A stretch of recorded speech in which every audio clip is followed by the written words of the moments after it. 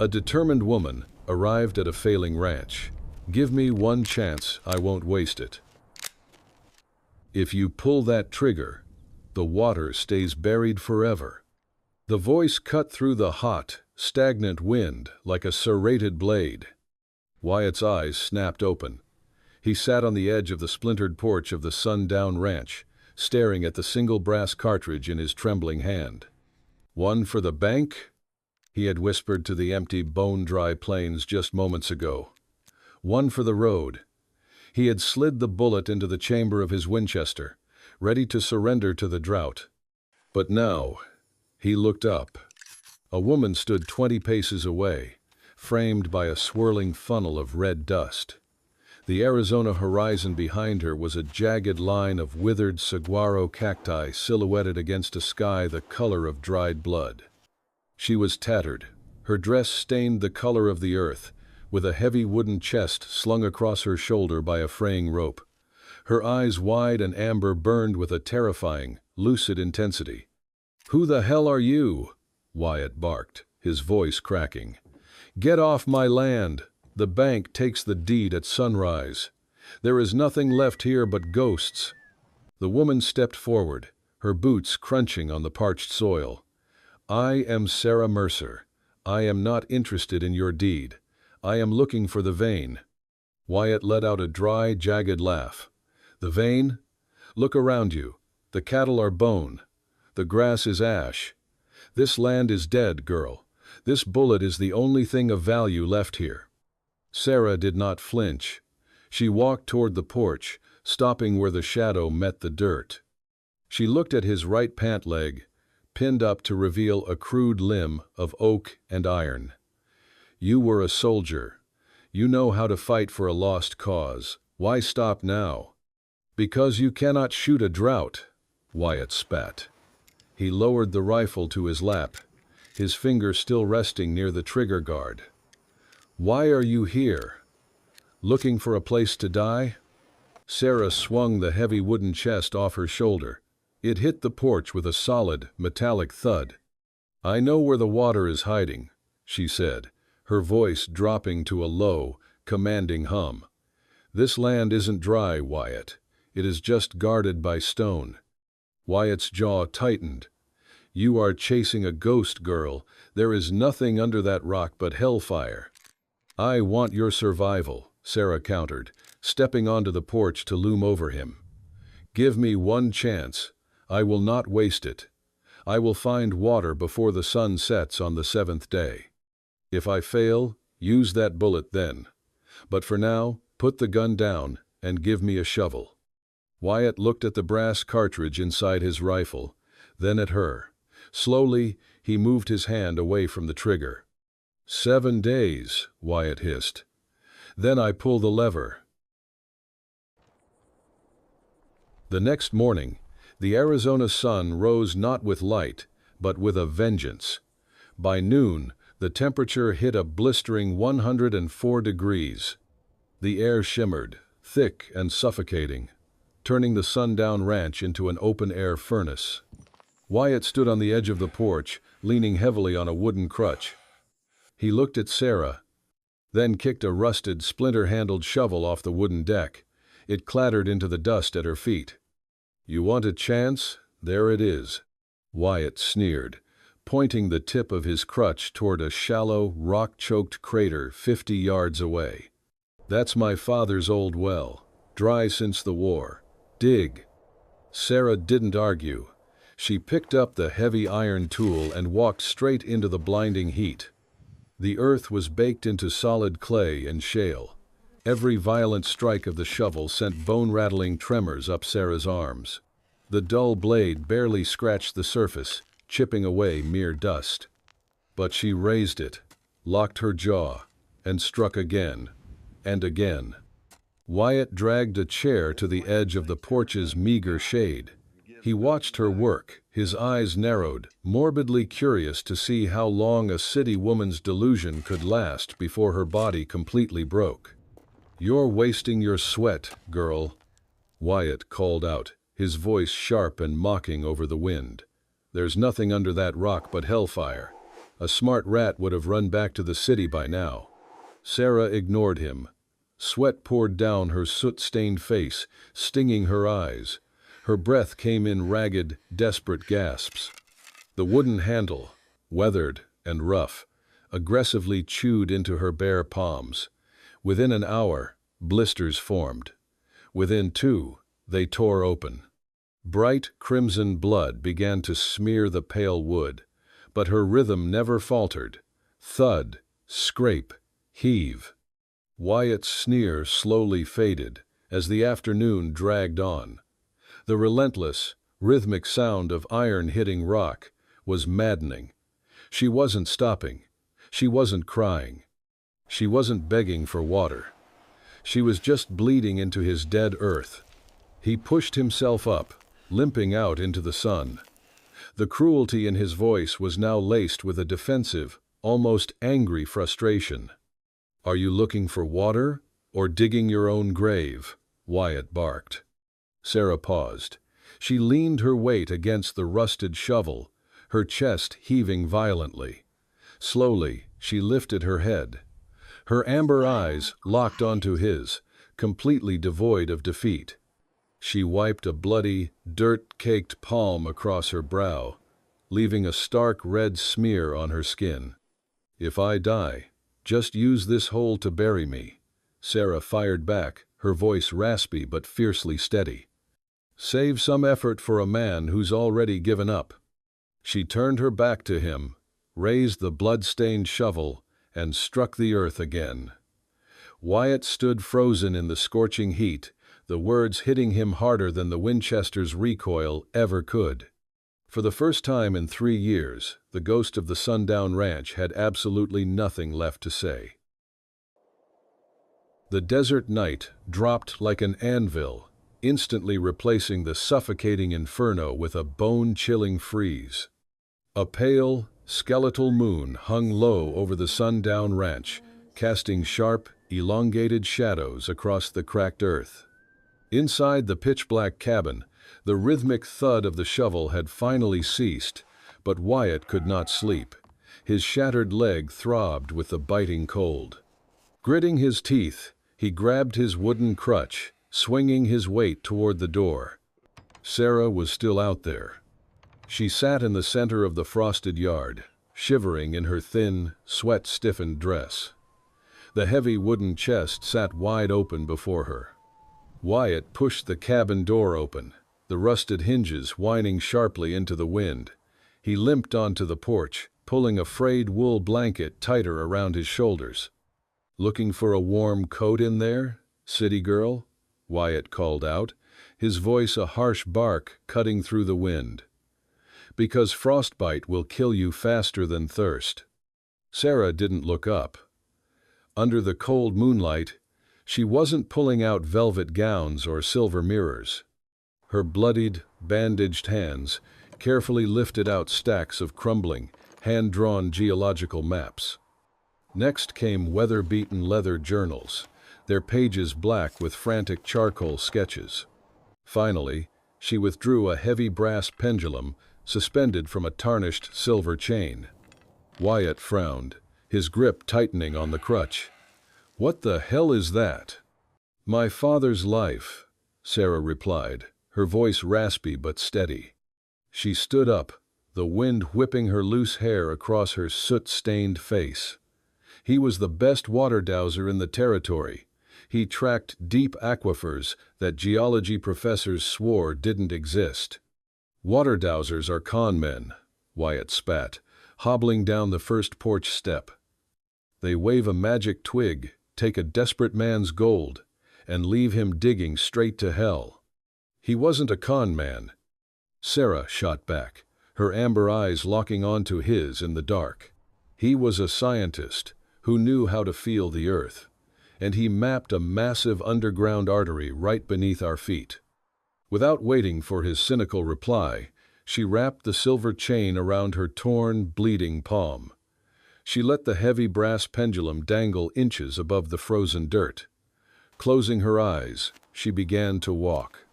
Step by slow step, she moved blindly past the empty water troughs, past the bleached cattle bones, surrendering her senses entirely to the subtle magnetic pull of the metal. Wyatt watched, the bitter mockery dying in his throat. He had seen madness out here, men drinking sand, men talking to buzzards, but her movements were not frantic, they were deliberate, precise. Suddenly, the pendulum trembled. The brass weight violently jerked, pulling to the left against the howling wind. Sarah stopped dead. She dropped to her knees, the sharp shale biting into her skin. Without hesitating, she pressed her bare cheek directly against the freezing dirt. She closed her eyes, her chest rising and falling slowly, as if trying to synchronize her heartbeat with the deep, buried pulse of the planet. "What are you doing now?" Wyatt demanded, his voice dropping to a tense whisper. He stepped closer, leaning heavily over his crutch. "You think you can hear water through 50 feet of solid bedrock?" Sarah kept her ear pressed to the dirt. Her torn fingers gently traced a dry, jagged crack in the soil. "I am listening," she whispered. The wind caught her words, carrying them through the frost. She finally opened her eyes, looking up at Wyatt from the frozen ground. "My father always said the earth never lies, Wyatt. It is only men who do not know how to listen." Wyatt stared down at her. The icy wind howled around them, but for the first time in 3 years, he felt a terrifying, unfamiliar spark ignite in his hollow chest. He turned away, retreating into the dark cabin. The brass cartridge in his pocket suddenly felt like a coward's way out. The horizon didn't just darken, it vanished. A massive, churning wall of red earth swallowed the sky, turning mid-afternoon into a suffocating, violent twilight. The wind hit the sundown ranch like a runaway freight train. Inside the cabin, the floorboards pitched violently. Wyatt clung to the windowsill, squinting into the blinding maelstrom. Through the thick red haze, he saw a shadow frantically wrestling with a heavy hemp rope. "Sarah!" Wyatt roared over the deafening wind. By the dilapidated stable, Sarah threw her entire weight against the rope, desperately trying to tie down the buckling tin roof. The wind shrieked, ripping the coarse fibers through her blistered palms. Inside the stall, the ranch's last surviving horse, a skeletal gray mare, whinnied in pure terror. The thunderous crack of splitting wood shattered the air. The panicked mare reared up, its iron-shod hooves slamming violently against the stable's rotting front gate. The impact was the final blow. The main support pillar, termite-eaten and brittle, snapped perfectly in half with a sickening crack. "No!" Sarah screamed, shielding her face. The heavy wooden crossbeam detached, plunging directly toward her head. Wyatt didn't think. He didn't reach for his crutch. He kicked the cabin door open and hurled himself into the blinding storm. Sand tore at his face like flying glass. He moved with a clumsy, agonizing desperation, dragging his heavy, iron-pegged leg through the shifting dirt, driven purely by adrenaline. "Grab my hand!" Wyatt roared, lunging forward. He caught Sarah by the waist, using his momentum to violently tackle her backward into the dirt, just as the roof collapsed. A deafening crash shook the ground. The massive beam smashed into the earth exactly where Sarah had been standing a second ago, burying the rope under a ton of splintered wood and twisted tin. Wyatt gasped, choking on the red dust. He grabbed Sarah's arm, hauling her up. "Run! Get to the house!" They practically fell through the cabin doorway, slamming the heavy oak door shut against the howling beast outside. The cramped kitchen was pitch black, lit only by violent, dusty slivers of light piercing through the wall slats. They collapsed onto the floorboards, hacking up dry dirt, their chests heaving. Wyatt leaned his head against the cupboards, clutching his right stump. He squeezed his eyes shut, his jaw clamped in agonizing pain. The reckless sprint had torn the scarred skin around his oak prosthetic. Sarah crawled over to him, wiping a thick layer of dust from her face. "Let me look at it." "Leave it," Wyatt grunted, pushing her hands away. He stared blankly at the dark ceiling as the wind battered the walls. "I shouldn't have gone out there. I should have let the timber crush us both." Sarah froze, sitting back on her heels. "You don't mean that." "Look at this place, Sarah." Wyatt barked, a bitter, broken laugh escaping his throat. He gestured to his crude wooden leg, then at the rattling kitchen walls. "I was a sniper at Gettysburg. I stood my ground against 100 men. But out here, the wind blows, and I'm just a crippled beggar." He dropped his head, his voice cracking, finally shedding his tough, cynical exterior. "I lost my leg defending a nation, but now I can't even protect an inch of my father's land. The bank gets the dirt, the wind takes the wood, and I'm just sitting here waiting for it to happen." Sarah listened to the wind shrieking outside. She looked at her own bloodied, dirt-caked hands. "Before the Panic of '73, my family owned 3 blocks in Philadelphia," she said quietly, her voice piercing the storm's roar. "When the banks failed, they took our house. Then the fever took my father. We went from silk beds to sleeping in train yards. I know what it means to be stripped bare." She reached out, gently but firmly placing her bandaged hand over his trembling fist. "But Wyatt," she whispered fiercely, her amber eyes locking onto his in the dim light, "losing a piece of your body doesn't mean you have to lose your soul." Wyatt stared at her hand on his. The storm raged outside, but inside the cramped kitchen, the terrifying silence of his defeat was finally broken. The morning after the storm, the Arizona sky was eerily calm, washed into a pale, bruised violet. The sundown ranch was buried under a fresh layer of red silt, but the suffocating tension that had choked the air for days was gone. By the collapsed stable, the sharp thwack of a hammer rang out. Wyatt wasn't sitting on the porch waiting to die. He had his crutch jammed firmly into the dirt under his left arm, holding a splintered fence rail with his right. "Hold it steady," he grunted, a rusted nail clenched between his teeth. Sarah leaned her entire weight against the wooden post, securing it. Wyatt swung the heavy iron hammer. For the first time since she arrived, they were moving not in opposition, but in tandem. "Let me clear the dirt from the post hole," Wyatt said, grabbing the rusted shovel from her.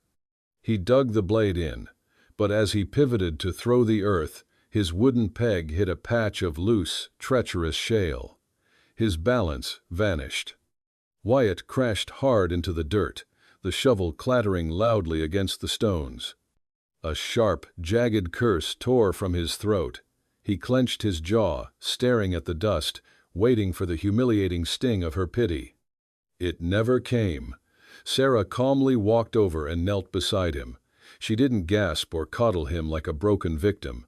She simply offered her torn, bandaged hand. "Get up, soldier. The sun is burning our daylight." 10 minutes later, they sat, side by side, on the edge of the porch. The heat was fierce, but a rare pocket of shade offered sanctuary. Sarah gently unbuckled the heavy leather straps of his crude prosthetic. The skin around his stump was raw and bleeding from the violent fall. She dipped a torn rag into a tin cup containing 2 fingers of their precious drinking water. Carefully, she pressed the cool, damp cloth against his scarred, feverish flesh. Wyatt flinched, but he didn't pull away. He looked down at her bowed head. Her hair was matted with dust, her hands calloused and bruised. She was no longer a delusional stranger invading his grave. She was a comrade holding the line in the trenches. "I haven't held a hammer in 2 years," Wyatt murmured, watching her meticulously wrap a clean linen bandage around his leg.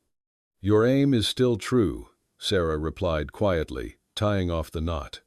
She stood up, walking to the edge of the porch. The late afternoon sun was beginning to dip, casting long, golden shadows across the dead earth. She closed her eyes, tilting her chin up toward the barren horizon. "Come here, Wyatt," she said softly. He pulled himself up with the porch rail and limped to her side. "Close your eyes," Sarah instructed. "Don't look at the dry dirt, just feel." Wyatt hesitated, then let his heavy eyelids shut. "The wind usually burns," Sarah whispered, her voice a soothing, hypnotic cadence. "But feel it right now, against your jaw. It's heavier, it's clinging to your skin. That is moisture, Wyatt. The aquifer is pushing vapor up through the limestone cracks. It's breathing, it's close." Wyatt took a slow, deep breath. For the first time, he didn't smell just hot dust and despair. He felt a faint, phantom coolness, a ghost of water, a ghost of hope. He opened his eyes and looked at her profile. The harsh, bitter lines of his own face had completely softened. "You know," Wyatt breathed out, his voice a low, gravelly whisper. "Today, I forgot, I only have one leg." Sarah turned to him. The sunset caught the amber in her eyes, radiant and remarkably kind. "Because today," she replied, a faint, beautiful smile breaking through the dirt on her face, "you chose to walk with your will." The fragile peace of the morning was violently shattered by the thunder of hooves. A thick cloud of red dust rolled up the driveway. 3 riders broke through the haze, halting their sweating horses just yards from the cabin. At the center sat Black Jack. Dressed in an immaculate charcoal suit that mocked the desert heat, he was a ruthless land speculator who fed on the corpses of failed ranches. He spat a chewed cigar end into the dirt and pulled a folded legal document from his vest. "Morning, Wyatt," Jack called out, his voice smooth and oily. "The bank got tired of waiting. The foreclosure is effective immediately." Wyatt stiffened. He grabbed his crutch, pulling himself up from the porch steps. "The contract said, sunrise tomorrow, Jack. You're trespassing." Jack laughed. An ugly, grating sound. His 2 heavily armed henchmen casually rested their hands on the grips of their revolvers. Jack's predatory eyes drifted past Wyatt, landing on Sarah. "I see you found yourself some company." Jack sneered, looking her up and down with blatant disgust. "A filthy stray to keep you warm before the end. Tell the beggar to pack her rags. I want you both off my property within the hour." One of the henchmen dismounted, moving toward the porch with a smirk, uncoiling a leather whip to herd them out like cattle. He didn't make it 2 steps. Clack, clack. The metallic crack of Wyatt's Winchester repeater echoed like a cannon blast. The henchman froze. Wyatt stood at the edge of the porch, leaning his weight into his crutch. The broken, hollowed-out ghost from 2 days ago was completely gone. In his place stood the lethal, icy sniper of Gettysburg. His iron sights were locked dead between Black Jack's eyes. "Take another step toward her," Wyatt rumbled, his voice a deadly, terrifying calm, "and I'll paint this dead earth with your brains." The henchmen drew their guns, but Black Jack raised a gloved hand, halting them. He looked at the unwavering steel barrel, a dark amusement flashing in his eyes. "You're a fool, Wyatt," Jack scoffed, though a drop of sweat rolled down his neck. "Even if you shoot me, the law will hang you. Would you rather die of thirst on this pile of sand, Wyatt?" Wyatt didn't blink. His finger tightened on the trigger. "I would rather die of thirst as a man than live rich as your dog." The standoff was a powder keg, a millisecond away from a total bloodbath. Then Sarah stepped forward. She didn't cower behind Wyatt. She walked right past the Winchester's barrel and stood defiantly at the edge of the porch. 12 o'clock, Sarah declared, her voice slicing through the heavy tension. "Tomorrow, at noon." Jack narrowed his eyes at her. "Excuse me?" "We are striking water," Sarah said, pointing to her father's heavy wooden chest resting on the deck. "Inside that box are solid gold instruments and geological maps worth more than this entire county. If the water doesn't rise by exactly noon tomorrow, we leave quietly, and the chest is yours." Jack stared at the iron-bound chest. Pure greed flickered in his cold eyes. A bloodless victory and a lucrative bonus prize. He yanked his horse's reins, turning the beast around. "You have until high noon tomorrow, stray. After that, I'm bringing the sheriff, and we shoot the dog." The riders galloped away, leaving a suffocating cloud of dust. Sarah turned to look at the dry, gaping hole in the earth. The final clock had officially started ticking. The gold pocket watch snapped shut with a sharp click. 11:45 a.m. The Arizona sun was a white-hot anvil, beating down relentlessly on the sundown ranch. The air was so dry, it burned the lungs. Under the meager shade of a dead oak tree, Black Jack sat confidently on his black stallion, lighting a fresh cigar. His men lounged nearby, their triumphant smirks visible through the shimmering heat waves. Sarah's heavy wooden chest had already been dragged to the edge of the porch, waiting to be claimed as the spoils of war. 30 feet away, at the bottom of a massive, excavated crater, the air was suffocating. Sarah swung the heavy iron pickaxe with the last ounce of her fading strength. Clang! A violent spark flew. The iron head snapped clean off the splintered wooden handle, ricocheting uselessly against the unforgiving bedrock. Sarah froze. Her breathing was a ragged, whistling wheeze. The broken handle slipped from her slick, blistered hands. Her knees buckled, and she collapsed entirely onto the hard, baked clay. 15 minutes, girl." Black Jack called down from the rim of the pit, a plume of blue smoke drifting from his lips. "Time to pack your rags and start walking." Sarah didn't look up. Tears of absolute physical exhaustion cut clean, pale tracks through the thick, dark soot on her face. "No. It's here. I know it's here." With a guttural sob of pure desperation, she plunged her bare hands into the jagged shale.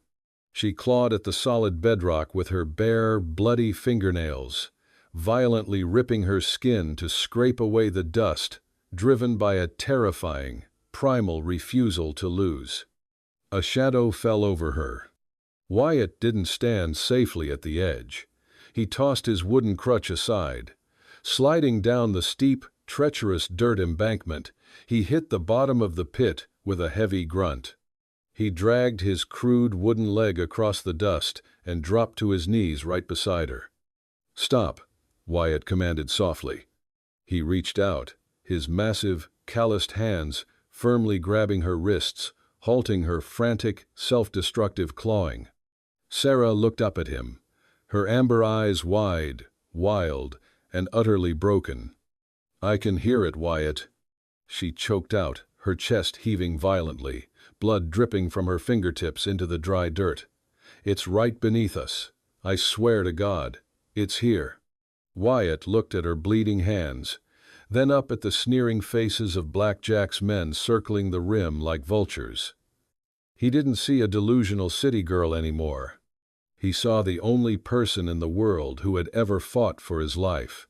Wyatt pulled a heavy, rusted iron crowbar from his belt. He pressed the cold metal firmly into her bleeding palms, then wrapped his own large hands tightly over hers. "Then we break the stone," Wyatt rumbled, his iron eyes locking onto hers with absolute, unshakable conviction. "Together." 10 minutes, Jack yelled from above, pulling his revolver from its holster with a menacing clack. "I'm coming down there to shoot the dog." Wyatt and Sarah raised the heavy iron bar together. Muscles screaming, they drove it downward with every ounce of strength left in their broken bodies. Crack! The iron bit deep into a fissure. Heave! They pulled it back. Crack!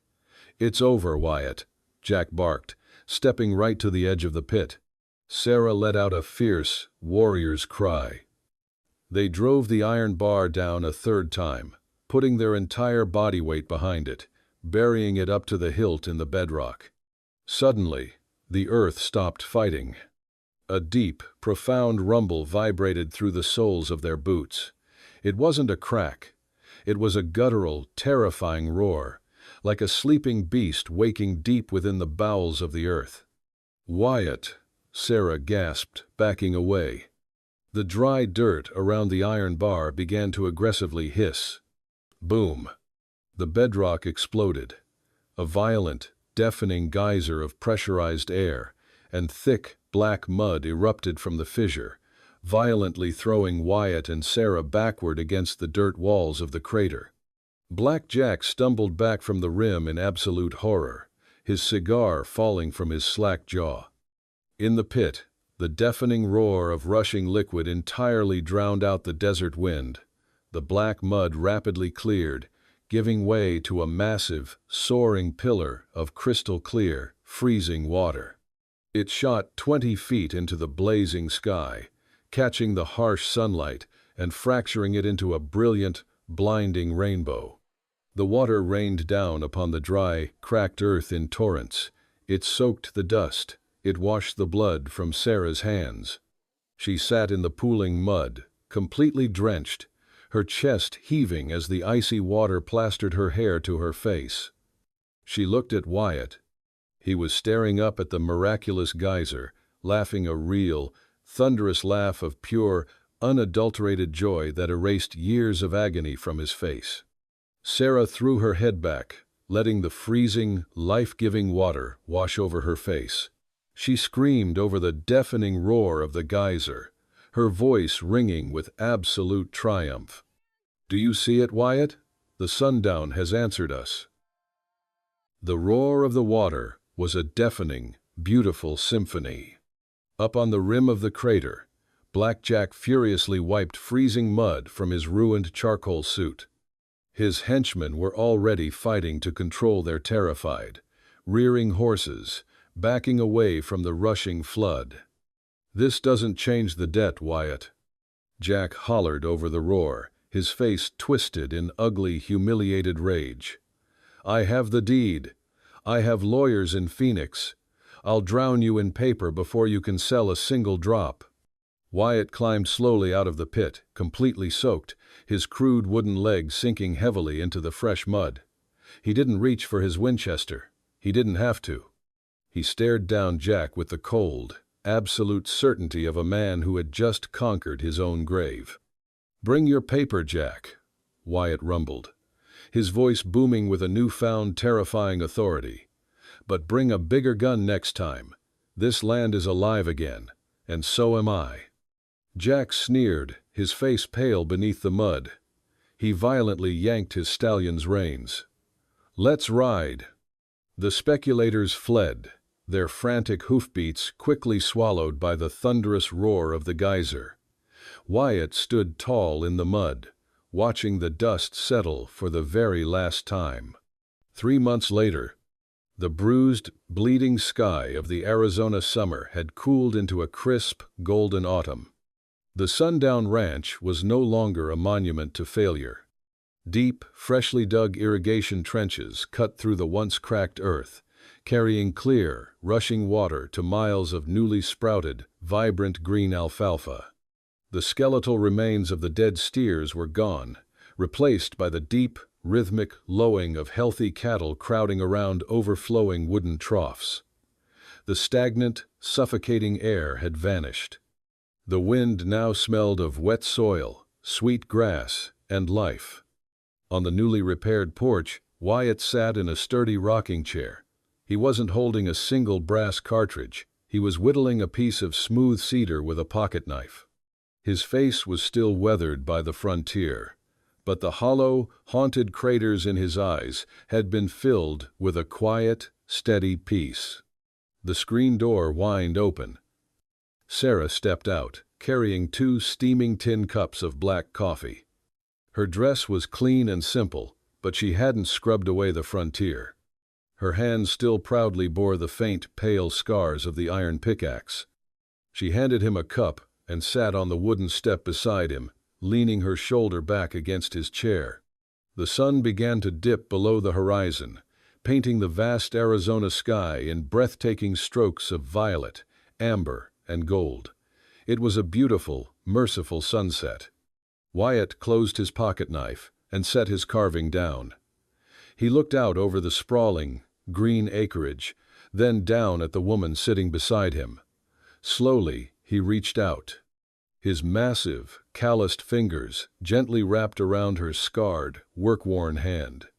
It wasn't a fragile, cinematic romance. There were no poetic vows or desperate kisses. It was the heavy, grounded grip of two soldiers who had held the line together. A silent, unshakable promise forged in blood and dust. "You saved this ranch, Sarah," Wyatt murmured, his gravelly voice breaking the peaceful twilight. Sarah kept her amber eyes fixed on the beautiful, living horizon. She squeezed his rough, calloused hand, her thumb gently tracing his knuckles. "No, Wyatt," she whispered back, the cool evening breeze carrying her words across the green plains. "We saved each other." The dust finally settled at the sundown ranch, leaving behind not a graveyard, but a blooming oasis. Wyatt and Sarah proved that even in the harshest deserts, love and hope can spring from solid rock. What did you think of their incredible journey? Would you have the courage to keep digging when everyone else gave up? Let us know your thoughts in the comments below. If this tale touched your heart, don't let the journey end here. Hit the like button and subscribe to the Wild West Love Stories channel for more epic tales of survival and untamed romance.